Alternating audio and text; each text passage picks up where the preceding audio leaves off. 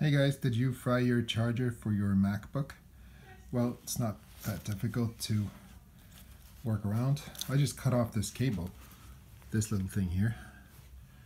The diode is actually powered by the computer when it's plugged in, and you can basically use any old power supply that you might have. This is from an HP computer.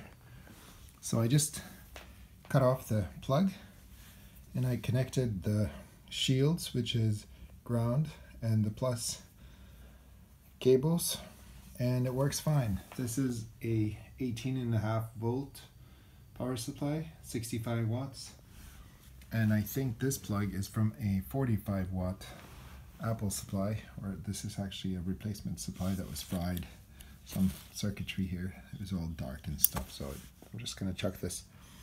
But basically, if you use any power supply up to 20 volts, it's going to work. And if you have a MacBook that requires 65 or 85 watts, make sure your power supply can handle this, or the new one that you hook up.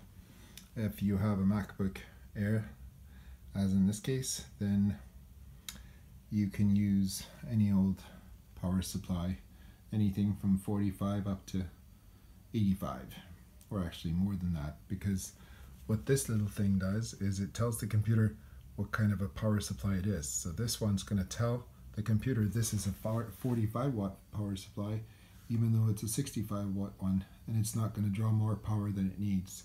So it's very easy to just find some junk in your attic or in some old shed or something and hook it up to the Apple cable, and your computer's going to work again.